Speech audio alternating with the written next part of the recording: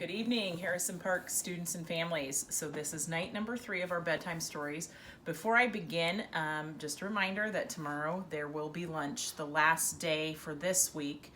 I don't believe that there is lunch next week, but we'll let you know if anything changes. So that's from 11 to 1, and remember to keep your distance when you go there and pick up your food. Our food bank is also open from 3:30 to 4:30 in the parking lot by the cafeteria. One assignment I have for you tonight was supposed to be our multicultural night, and you know that that's a really big deal, and it's a celebration of all the different cultures that we have at Harrison Park. So what I'd like you to do is spend some time asking your parents or your family members about how they got into to the United States. What brought them there? How did they get there?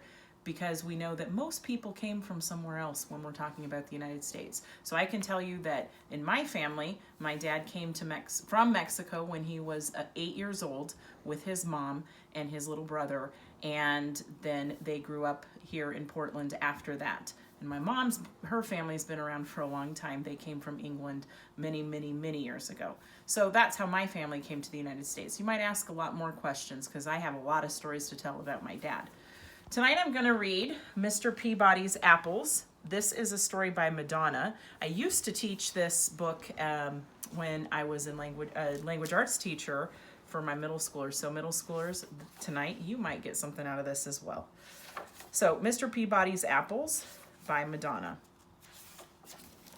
It's got really nice pictures too. They're playing baseball, and you guys know I love baseball. In the town of Hattville, which wasn't a very big town, Mr. Peabody was congratulating his Little League team on a great game. They had not won, but one really great game. I need to read it this way. They had not won, but no one really cared because they'd had such a good time playing. Mr. Peabody was the history teacher at the local elementary school, and in the summertime, he dedicated every Saturday to organizing baseball games with other schools. Billy Little, who wasn't a very big boy, was one of Mr. Peabody's students. He loved baseball more than anything, and he thought Mr. Peabody was the greatest. After each game, he would always stay to help pick up the bats and balls, and then when he was finished, Mr. Peabody would smile and say, "Thanks, Billy, good job. I'll see you next Saturday." Then he would start his walk home along the main street of Hattville, which wasn't a very big street, waving hello to everyone he knew, and everyone would wave back. Along the way, he always passed Mr. Funkadeli's fruit market. Here, Mr. Peabody would stop and admire Mr. Funkadeli's fresh apples. He would pick out the shiniest apple, drop it in his bag, and to continue on his way. Across the street, Tommy Tittlebottom watched with curiosity as Mr. Peabody walked away with the apple. "That's strange," Tommy said to himself. "Mr. Peabody didn't pay anyone for the apple." Tommy got out his skateboard and rushed to tell his friend.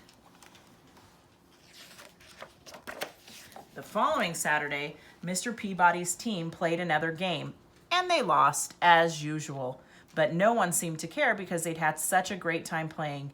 Billy picked up the balls and bats, and Mr. Peabody set off on his walk home. He waved to everyone he knew, and they waved back, and once again he stopped outside Mr. Funkadeli's fruit market, picked up the shiniest apple, dropped it in his bag, and continued on his way. Across the street, Tommy Tittlebottom and his friends watched Mr. Peabody and were amazed at what they saw. Mr. Peabody had not paid for this apple. They couldn't wait to tell all of their friends, who told their parents, who told their neighbors, who told their friends in the town of Hattville, which wasn't a very big town. That Saturday, the Saturday after that, Mr. Peabody was standing all alone on the baseball field, wondering where everybody was. Then he saw Billy walking toward him with a sad look on his face. "Hello, Billy, I'm glad you're here, but where is the rest of the team?" asked Mr. Peabody. Billy remained silent. "What is it, Billy?" he asked. Billy didn't look up. "Everybody thinks you're a thief," he said to the ground. Mr. Peabody looked confused. He took off his hat and scratched his head. "Who says I'm a thief, Billy? And what did I steal?" he asked. "Tommy Tittlebottom and his friends said they saw you take an apple from Mr. Funkadeli's fruit market twice, and they said you didn't pay for them," answered Billy. Ah, said Mr. Peabody, putting his hat back on his head. Let's go talk to Mr. Funkadelic about it, shall we?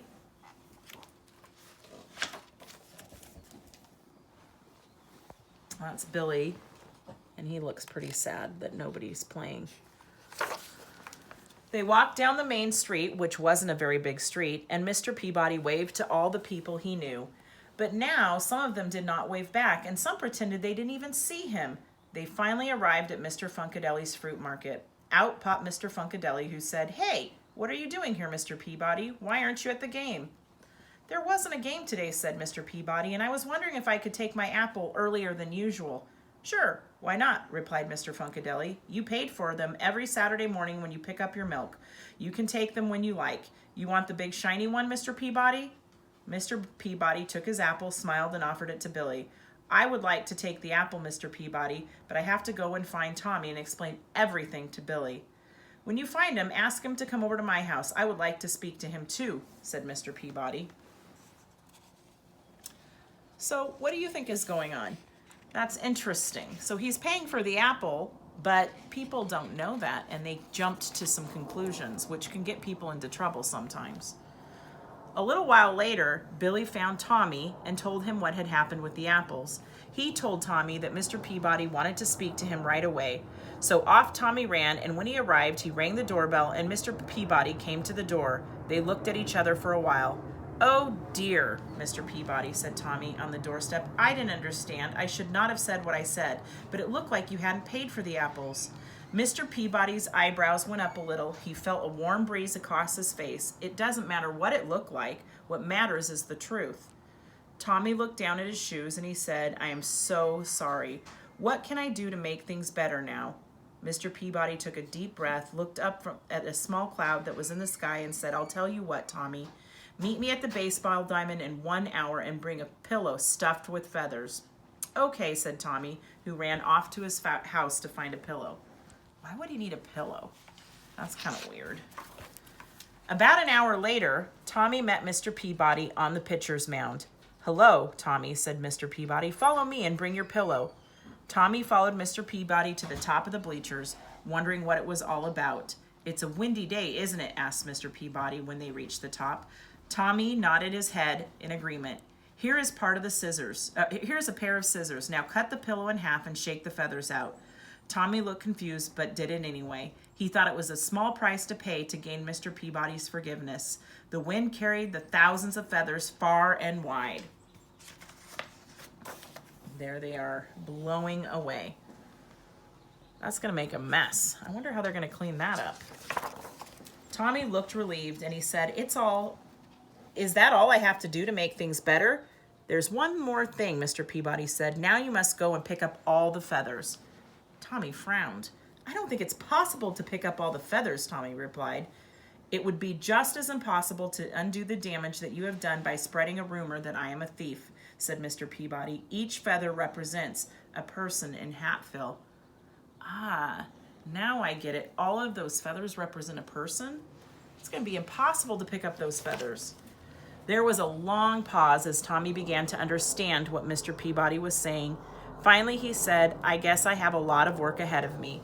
Mr. Peabody smiled and said, "Indeed you do. Next time, don't be so quick to judge a person and remember the power of your words." Then he handed Tommy the shiny red apple and made his way home. The end. So I wonder how he solved that problem. I wonder what he did. You can see he sewed up the pillow and he picked up all those feathers. That must have taken a long time. So I think the important thing to remember here is we have to really be careful to jump to conclusions and make sure we know everything before we start telling people maybe rumors or things that we don't really understand. I hope you're doing well. We will definitely be in touch, and we'll see you tomorrow night. Good night.